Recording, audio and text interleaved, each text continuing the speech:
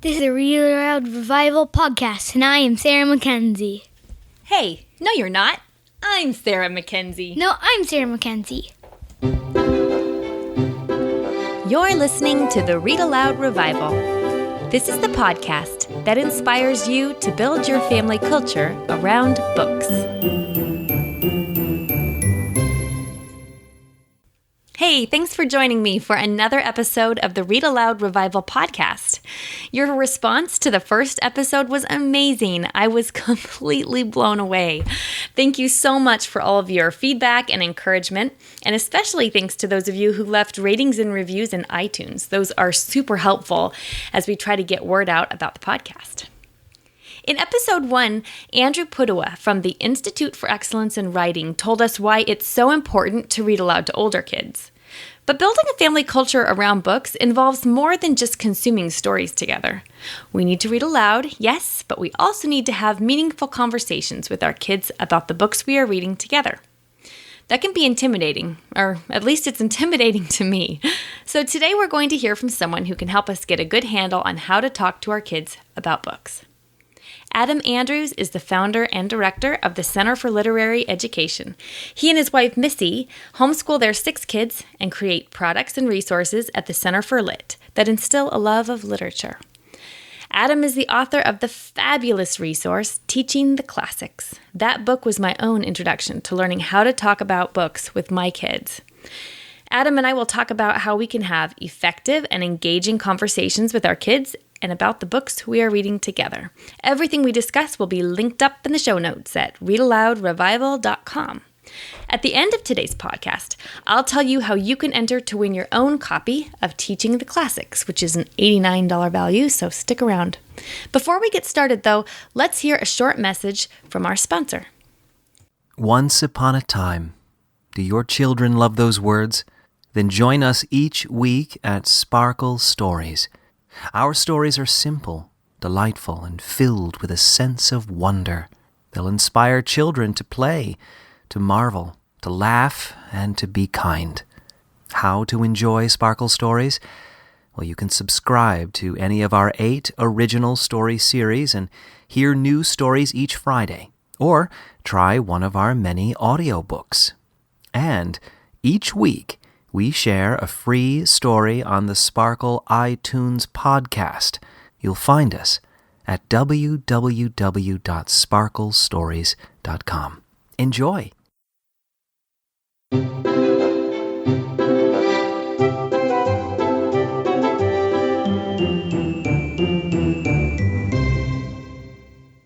Thanks for being here today. My pleasure. Happy to be here. Well, tell us a little bit about yourself, your family, and about what you are doing at the Center for Literary Education. Sure. My wife and I started Center for Lit about 11 years ago after a impromptu conversation in our neighborhood among some of our friends who approached my wife, Missy, and said, we didn't get a literary education when we were coming along, and we'd like you to help us give one to our own students. And they were real clear about the fact that they didn't want Missy and I to teach their kids for them. They wanted us to give them some tools that would help them do the job themselves because they were, committed homeschoolers and wanted to be on the scene when all those wonderful moments of self-realization and discovery happen in the house, Right, yeah. So Missy put together a couple of ideas combining her love for children's literature on the one hand and her interest in literary analysis on the other, and sort of stuck those two things together and came up with a technique for using kids' books to pass on the basic techniques of literary analysis. And we found that using kids' books that way enabled the moms in our little group to catch on really quickly, onto what really makes up a literary analysis, and then turn around and pass those lessons onto their kids kind of efficiently. So we've been doing that, kind of spreading the word about our method for the last 10 or 11 years and having a great time reading good books along the way. Very good. So is that the method that you've distilled into Teaching the Classics? Exactly right. Yep, that's it. Okay, let's tell our readers a little bit about Teaching the Classics right off the get-go. I have loved that book. It was really my introduction into learning how to talk about books with my my kids. And so maybe you can give us a little Reader's Digest version of what that is. Absolutely. Yeah, we're basically trying to work on applying 3 ideas. The first one is that all stories, I should say, share common elements of context, structure, and style. And if you can understand how these elements fit together and how authors use those elements to make their point, you can go a long way towards being able to have a conversation with the author about what he's trying to say and enter into a give and take and encounter the big ideas that he's trying to communicate. So that's the first idea. The second one is that since it's true that all books have the same elements, children's stories, as I just mentioned, are really the best place to start learning them, learning how to identify them, learning how to see the connections, and how to really understand how a book is put together.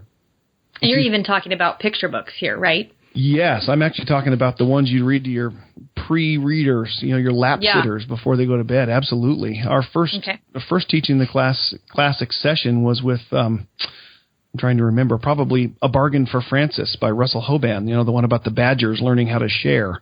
Yes. Those books We're big Francis fans here. Okay, very good.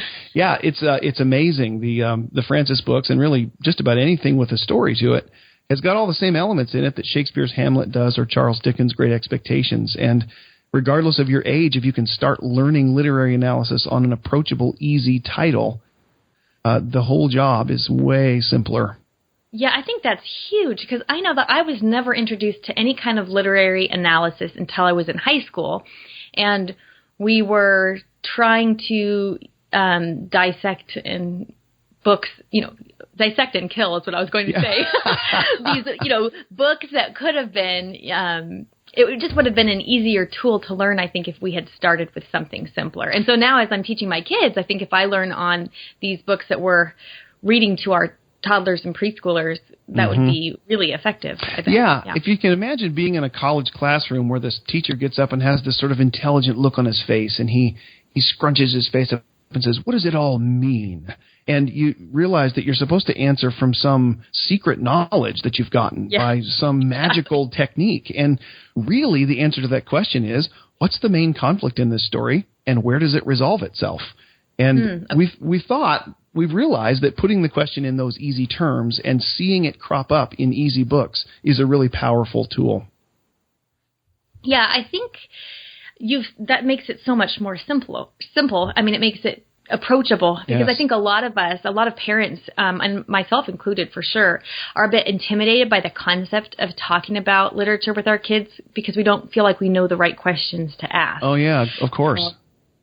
Yeah, and I have the very unhelpful habit myself of asking my kids yes or no questions about the books they've either read to themselves or that we read aloud together. Did you like it? Did and then they say it? yes. Yeah. And that's it. It's the what was the book discussion about? killer of all time. Exactly, yes. So what kinds of questions should we be asking? That is a great question in and of itself because you're right. There's nothing that kills a discussion faster than, did you like it? And the kid looks at you with kind of a dull look on his face and says no. And then your next point is, very good, next book. Yeah, right. So it really is important to ask the right questions. And interestingly enough, that did you like it question is a wonderful object lesson in and of itself. Because first of all, it's a terrible question because it doesn't really lead to any discussion. But secondly, it actually focuses on the wrong person. It focuses on the reader. You're asking a reader to evaluate the book. And so the whole focus of that discussion is the reader's response, the reader's reaction, the reader's takeaway from the book. When really, I never thought about that. Yeah, right. When really the point of literary analysis is to understand the author and to enter into a conversation with the author about the point that the author wanted to make and the subject that the author wanted to talk about. And so when we ask about our own reactions to a book, we're really asking the wrong person the wrong question. So what we've done instead is find ways to ask the author what he was trying to say by examining his work in a systematic way. Just let me give you one quick example. One of the most important common elements of all story is the plot, obviously. And that's just the list of events that happen in the story from beginning to end. And we can divide the plot up into 5 separate compartments. There's the exposition, which is the beginning of the plot where the author introduces his world. There's the rising action, where a conflict of some kind enters the story and causes events to happen one after another that result from the conflict and result from each other. And the effect of this rising action is to increase the tension in the story and in the mind of the reader as he's going along following it. And then there's a climactic moment in every plot where something happens, a decision is made, or an event takes place that has the eventual effect of resolving the conflict. Every story, since every story has a conflict, every story's plot also has a climactic moment. After that climactic moment, every story has a denouement, or an unraveling, or a falling action, where the tension that was building in the beginning of the story drains away. And then finally there's a conclusion, where the author stops writing and usually gives the reader one more thing to think about so that he doesn't forget the point that the author was trying to make. If you can ask your students, which of the details of this story belong in each of those 5 compartments, each of those 5 parts of the plot, it's amazing how the author's point starts to become clear. When you ask the students, okay, which details are the most important ones to put in the exposition? Then the reader, regardless of how young he is already starting to think, what's the author trying to tell me by setting up the story this way? Oh, right. Mm-hmm. But when you get onto that climactic moment, that's when the power of asking the author rather than asking yourself really becomes clear. Because every story's climactic moment is the resolution of a particular conflict in the story. And so you ask the student, what's the highest point of tension in this story? Where are you going? Oh my goodness, what will happen next? Something's got to give. You identify that point in the story and then ask the student, what conflict is being resolved there? Why is that the turning point of the story? What major question's being answered? And when you locate that major question that's being answered there, the major conflict that's being resolved there, you've got a real clue as to what the author really wanted to talk about. Very good. And so then when we ask our children, what was this book about, then we'll have a much better idea than just sort of I feel like I don't know how to answer that question about lots of the books that I read. Yeah. I don't really know what that was about. I mean, I can tell you a little summary of what happened, but... Yeah. Well, that's my next question for you then, I guess, is this something that you practice yourself as you're reading books, just on your own? Do you now naturally kind of pick out these different elements or? Well, obviously Missy and I do, because we, basically do this all day long every day, but you'd be surprised how quickly the students develop the habit as well. Okay.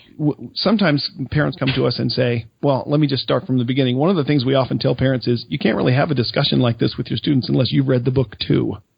And that's often kind of discouraging because, some parents have 6 or 8 kids in the house and they've got 6 or 8 different grade levels and there's just no way to read all those books. And right, which makes it a particularly good method for when you're reading aloud. It does. Because you're sharing the book together. Exactly. Yeah. And so what we often tell them is you don't have to read every book with your students this way. In fact, sometimes you won't have time to read the books that you assign to your students at all. But if you'll have a good discussion with them once in a while, it will affect the way they read on their own. Because I think what we're talking about here is this is the way literature is actually put together. And once you recognize that, you will literally see it wherever you go. And so I have my kids sometimes say, I just finished this book and I thought that the climax was kind of weird because it resolved the wrong conflict. And they'll talk with me in the technical language that we have been using all of their lives. Oh, very cool. They really are it's kind of become second nature. And I think that happens pretty fast. So how often do you think we should be having these kinds of conversations? How many books is it? I mean, it's probably hard to pin that down to a number because every family is different, but... Yeah, I think every family is different. And I think what I usually say in response to that question is start with one. Learn how to do this method and ask some good questions and do it once and see whether everybody's not excited about doing it again before too long.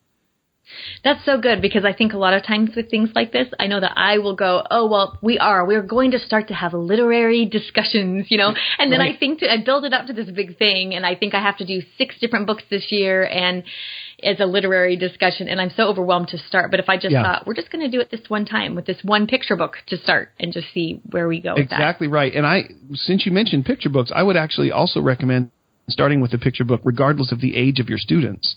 When we teach this method, we start with literally A Bargain for Francis by Russell Hoban, I think I mentioned already, and I teach that to rooms full of grown-ups all the time. And the age disparity between the intended reading level of the book and the intended reading level of the audience is usually pretty vast. But the truth is, it's a great book. And if what you're there for is to learn the techniques of good reading, it's a fabulous lesson. And so I really would recommend a good, well-written picture book to start with and see if the class doesn't say, hey, wow, that was kind of fun. Let's do another one. And you have fabulous lists on the Center for Lit website, which I will link in the show notes to this podcast so everybody can find it. And you have you have picture books and then books for each grade level going on up, right, that are absolutely particularly good for this? Yeah, exactly right. And the truth is, every book is good for this because this is no original method. This is, a window into how stories are put together. And so once you understand that, you can turn and apply it to literally any book in the world. But for those looking for a specific list, we have all kinds of suggestions on our website of books that Missy and I have used and had good discussions with. Also, movies and other narratives of any type are easily laid open by asking the kinds of questions that we recommend. Oh, right. Very good. I didn't think of that. Okay. In fact, sometimes we have great discussions reading a book and then going to watch a movie version of the book and having a literary discussion of both of them. And you'd be amazed how when you learn to ask not yourself what you thought of the work, but ask the author or the movie director, as the case may be, what he was trying to say. It's amazing how movie directors sometimes come along and try and say very different things than the original author was after. Well, what I like about that, too, what I like about the whole idea of asking the author, not asking yourself, is that it's just less of a self-centered way of approaching big ideas in life in general. Absolutely. I'm encountering this big world, not what do I think about Hamlet, or what do I think about The Bargain for Francis? Yeah, I think you're right. I mean, one of the presuppositions that you should go into education with is that I don't already know. I mean, isn't that right? I mean, the reason we're giving our kids an education, the reason we want one for ourselves is because we don't know yet. And so the proper thing to do is ask rather than tell. And that makes it a little less intimidating, too, if you come across a book that has ideas or underlying themes that kind of are a little bit, maybe make us, as Christian parents, maybe make us a little uncomfortable because we think, well, we're asking the author what they're trying to say and helping our children see the message that they're saying, which will help them then, as they encounter different books and movies and messages in their life, be able to get down to that person's intention, right? Yes, exactly right. I couldn't agree with you more. And it's a reading well is a mode of listening. And, when we're talking to Christian parents, I'm always reminded of that message in the Epistle of James, which says, let every man be quick to hear and slow to speak. And I think it's a really good reminder when we read that our job, first of all, is to listen and get ourselves out of the way a little bit. Just pay attention to what the author is trying to say. There'll be plenty of time later for disagreeing with him or whatever. But right. until, as C.S. Lewis once put it, until we've surrendered first, we can't possibly know whether to disagree or agree. Ah, yes, I like that. Okay. Well, teaching the classics is based on the Socratic method. So what exactly is the Socratic method? Because I know people are going to be asking that question. Well, that's a good question. We use the term very broadly and very informally. In some strains of education, it's used very technically to refer to the method popularized by Socrates and his followers. We use it very, very broadly to refer to teaching by asking questions and getting a discussion going rather than teaching by lecturing. Okay. And so we're really convinced that the lecture is a terrible way to teach literature precisely because authors went to write in order to get a conversation started. And so participating in that conversation is the best way to learn literature, and the best way to get a conversation going is to ask questions rather than deliver various dicta about what the book means. Yeah, where they kind of just tune it out. Right, exactly. So how do we convince our kids then that we're not looking for specific right answers, we just want to have a discussion? I know with my own kids, I feel like they open up, or even just open up their own, are just willing to have better conversations with me when they realize I'm not looking for a particular answer that's right or wrong. Yes. So they're afraid of getting it wrong. I just really want to know what they think. So when we're talking about a book, I just really want to know what they think about it, or what impacted them. Yeah. Or I totally understand. So how do we do that? Well, that's the first thing we have to do is, as moms and dads and teachers, we have to learn that lesson ourselves. And if I had a nickel for every time a homeschool mom came up to me and said, "Can you please publish the answers to your Socratic questions? I just want the answers." And I, eventually we have started publishing some answers just because of the hue and cry. But really, what we'd really like to say is, don't worry about the answers. Ask the right questions and read carefully. The fact that there's not a right answer sitting in front of you will require that you have a discussion about it. And that the room full of people that are all reading this book together will have to come to some sort of consensus about what the author was trying to say. And in a world where the author is sometimes dead and not available for comment, his book is actually all we have to go on. Right. And so, and two different families reading the same book, asking the same questions, could come up with two completely different discussions on it. They could. So. Exactly right. And it's funny because I always get sometimes criticized for contradicting myself, because I would agree with what you say, that two different discussions can come up with two different answers about what the main point of the story is. On the other hand, I also always say that the meaning of the book is what the author intended it to mean. And we don't have a choice, actually. The book can't mean whatever we want it to mean. It actually only means what it meant. Right. And so we're in between a rock and a hard place because the author is often dead and we can't ask him. We're going for understanding exactly what he was trying to say, which was only one thing, or actually was not two contradictory things. But on the other hand, being okay with the fact that two different discussions could come up with different conclusions. Right. And that's essentially... And it could just be two different facets of maybe different parts of what he was trying to say. It could. And it could also be two different interpretations of a work of literature, which is what literary analysis is. That's the work of interpreting literature correctly, is striving after what the author was going for and realizing that since he's not around, you might get it wrong. Right. So do you do this... do you schedule this as part of your homeschooling day, or is this something that you just do more? Or I noticed that we have listeners who are homeschoolers and listeners who are not. And so how would you suggest that families go about having these kinds of conversations? Scheduling it, or just, Yeah, great question. Great question. Once you are kind of alive and awake to this idea that there's a inherent structure in a story, and that a certain group of generic questions can make the bones of that story appear in a discussion and lead to understanding what the story is all about. The question about how often to have the discussion really does answer itself. Okay. Partially because students really get interested in picking apart things they read, especially as they get up into the late grade school, junior high age. I was just going to say that. Yeah, when they're picking apart everything and trying to figure out how everything works, they will take to picking apart literature and movies in particular, as my father used to say, like a cold hog to warm mud. It'll be very natural. I'd rather have my preteen picking apart books than picking apart the reasons we do things the way we do. Exactly right. Yeah. Push up against the author, here, not against. Have a book for a while. That's right. Wrestle with the author instead of with me. Exactly. The other thing is that obviously everybody's looking for a way to schedule things in and a way to accomplish, a book list or a curriculum. And I can tell you what Missy and I do. We try to have the kids read and discuss 6 books a year when they are working with us in junior high and high school. And rare is the year that we get through the entire list. And I'm always very quick to say that. I really hesitate to say you must be doing this many books or else you're failing. Right. Because really the quality of the discussions that you're having is far more important than the number of books you're covering. But once every 6 weeks is kind of a logical thing for our family. We have them read in between the other books, but then once every 6 weeks we try and sit down and have a more formal discussion. In the meantime, however, they're always thinking clearly about everything they read because the techniques are second nature to them.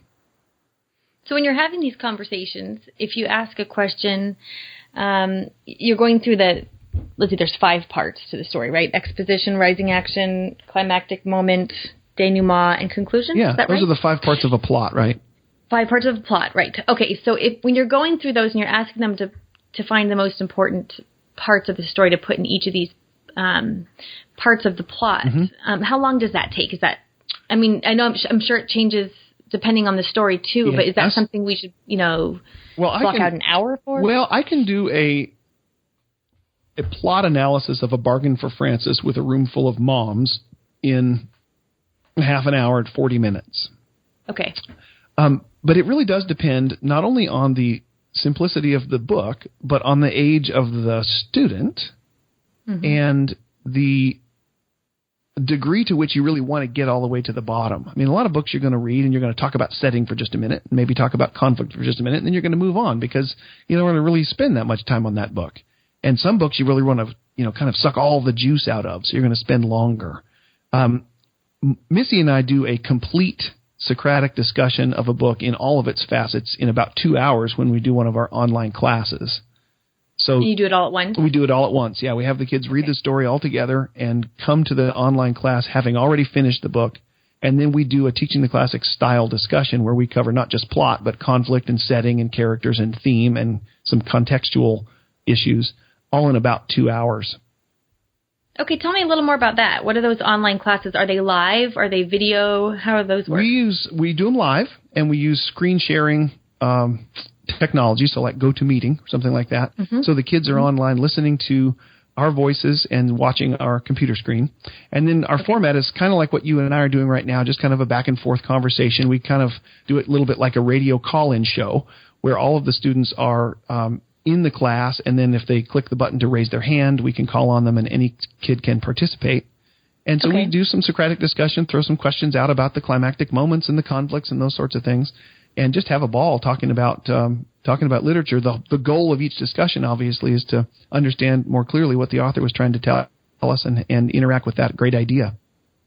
Right. Okay. And what ages are those for, your online classes? The online classes are, for this next fall, we're kind of expanding our offerings. We've got a class for 5th and 6th graders, and then we have a junior high class for 7th, 8th, and 9th graders. And then we have 3 high school classes, world literature, British literature, and American literature. Okay. Wow. Very good. What age do you start having these kinds of conversations with your kids? Oh, that's a good question. We wrote our Socratic list, which is the collection of generic discussion questions designed exclusively for moms who look at me and say, "Yeah, but what questions do I ask?" And they're arranged so that there are questions for kids of all ages. They're divided up into 21 general questions about structure, style, and context. And then each question has sub-questions beneath it that examine different aspects of that question and sort of, follow leads and follow trails that question implies. And those sub-questions are graded according to difficulty. So one of the things we teach parents how to do in our seminar is choose the right questions based on the age of the student and the difficulty of the book. And so using the simplest of our Socratic questions, you can really have a discussion with somebody who's sitting on your lap and can't read by himself yet. Right, and then they just get in the habit of being able to see the skeleton of a story no matter what. Exactly. It can start with something as simple, if you're talking about setting, for example, is where does this story happen? Is it happen in the country or the city? And have that be enough for today because the kid's really little. Yes, right. Okay. But the mental habit of asking questions about what you read and identifying elements from the story and categorizing them in your head can happen at a very early age. Yeah, at this point, we're split up in different ages at this point because the kids are trying to, prepare for kind of a formal high school lit course. And so sometimes we pair them up, but Misty's teaching, I think she's teaching 2 or 3 different sections at least. We got 2 kids out of the home already and one's just about to graduate. So we're going to have 3 at home next year. And I think they might be in at least 2 different sections, maybe 3. Okay. But when they're younger, combining the grades is the easiest thing in the world. Yes, right. Well, maybe when you're just learning the method of teaching the classics, just learning how to pick apart the different parts of a plot. Absolutely. Doing it with a picture book altogether. Yep. In fact, we recommend that everybody start the year with a picture book or 2 with the whole class together in one room, just reminding, if you've done it before, just remembering after the long summer what the basics of this discussion model are and what kind of questions we're going to be asking, and using A Bargain for Frances as the lesson.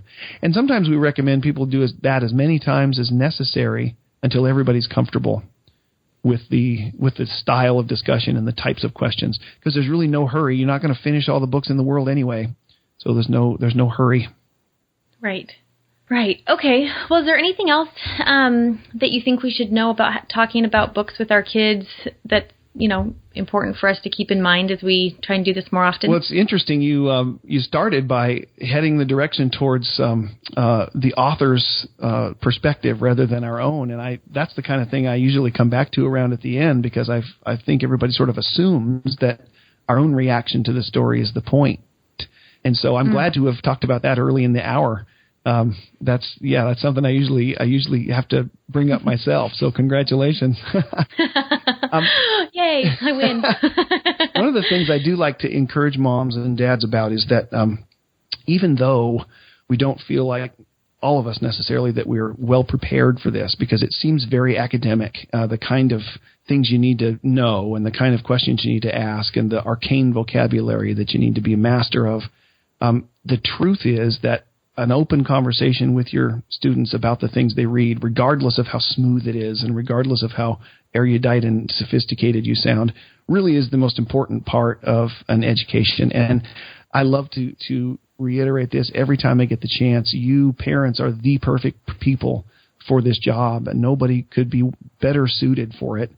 Just because God has put the two of you in the home, and you're the one who's across the table from that kid, and he is in your family by the will of God. And so I love to encourage parents with that idea that they're in exactly the right spot, and so are their kids. Oh, I'm so glad you said that. And I think that's something important to keep in mind, too, for all of our listeners who are not homeschoolers, because this is a fantastic way, I think, to connect with our kids and have these conversations, and maybe just to get a little peek into the way they think. Something you can share at home. It doesn't have to be something that's just tied to your school day. It's just part of that whole family culture. Absolutely, yeah. Anytime we can support the development of a family culture, even informally, after on the way home from the movie, leaning back to the back seat and saying, "Hey, what'd you think about that? What was the director trying to say there?" That kind of conversation is so productive, and it really is the bedrock of a good education in life, not just a good academic education. Well, before we go, I want to know what your all-time favorite title to read aloud is. Oh, my goodness. That is a great question. Depending on the age of the student, there's so many to choose from. When my kids were little and still lap sitters, Al Perkins' Hand, Fingers, Thumb was the family favorite. I don't know if you are familiar with that book at all. I am not. I've heard of it before, and of all the picture books that I've ever read, I can't believe I'm going to have to get my hands on it now. Hand, Fingers, Thumb. Al Perkins, Hand, Fingers, Thumb. Okay. It'll probably tell you more about our family than you knew, but it's a great one. When they get a little older, I love and will never get tired of The Adventures of Tom Sawyer by Mark Twain. We read that together and laugh out loud from beginning to end. Okay, do you save that for a certain age? Some books are... Well, my daughter, for example, I saved Anne of Green Gables until she was about 6th grade because I wanted her to really just cherish it, and it worked. Yeah. So what about Tom Sawyer? What do you think? I would actually read Tom Sawyer as soon as they it's hard to say because his sentences are part of the fun is the way he puts his sentences together and the fun that he has with the language. And so maybe grade school, mid-grade school to late grade school. I wouldn't read Huckleberry Finn until late junior high, though, just because of some of the content in it. But Tom Sawyer is, I think, free of objectionable or mature content. It's just a great ride. Okay, that'll be our next. We're starting The Hobbit today, but when we're done with The Hobbit, we'll do Tom Sawyer. My son Aaron is graduating from high school in a couple of weeks, and he has to give a speech, a valedictory address, and there is a chapter in Mark Twain's Tom Sawyer that is about the end-of-the-year recitations in a little one-room schoolhouse. And Mark Twain just has a field day making fun of kids giving valedictory addresses. And we read it this morning and just busted a gut laughing. And I think he's going to incorporate some of Twain's paragraphs into his speech and poke fun at himself. So it's a great one. Oh, that's going to be fun. Yeah. Okay. And then I'm looking if forward they're to in that. high school, you can't do better, I think, for Read Aloud than Charles Dickens' Great Expectations or David Copperfield. That's another guy who really has fun with the sounds of his own language and is just a master at making it musical. Okay, I'm going to have to get... Charles Dickens has been on my own list of what I need to read to sort of recover my own education, so that'll jump up to the top of the list. Very good. So where can our listeners find you online? We are at centerforlit.com, CENTERFORLIT.com. And it's a pretty easy website to navigate if you're interested in learning our method. There's a curriculum materials section that's easy to click to. If you're interested in online classes, there's an online academy link. And my email and phone number is all over the place, so if you have any questions, you can get in touch with me anytime. Very good. And I noticed that several of your convention talks are available as free downloads on your site right now, which I think our listeners would enjoy. So I'll include a link to that page. Are those going to continue to be free, or is that just for a limited time? No, those are going to be free in perpetuity, and I'll actually be updating that page when this particular convention season is over. We've added a couple of new talks that I think are going really well, so I'll add those to the website early this summer. Excellent. Well, thank you so much for chatting with me. I think you've shared a ton of useful information, so I appreciate all your time. It's my pleasure, Sarah. Thanks for having me on. Now it's time for Let the Kids Speak. This is the part of the podcast where we'll hear from kids in their own words about the books that have been read aloud to them. Hello, my name is Allison Rosemary. I am 10 years old. My favorite read aloud is The Search for Delicious. It starts when the Prime Minister sets out to write a dictionary. The king does not agree with his definition for delicious, so he sends his apprentice to take votes around the kingdom. It's quite an adventure. My name is Drew. I am 8 years old. My favorite story is by The Great Horn Spoon. It is set during the California Gold Rush. Favorite spot was the fighting scene. Go find it. Hi, my name is Audrey. I'm 12 years old. I live in Washington State, and one of my favorite books ever read aloud to me is Half Magic. I liked this book because 4 children find a lucky coin that takes them on many adventures, and sometimes they even change history. If your child would like to be featured in Let the Kids Speak, head to readaloudrevival.com, scroll to the bottom of the page, and click the button to record a message for me. I would love to hear from kids of any age about their favorite books or their favorite read-aloud experiences. And who knows, maybe your child will be featured on an upcoming episode. Just as I promised at the beginning of the episode, you have the chance to win a copy of Teaching the Classics by Adam and Missy Andrews.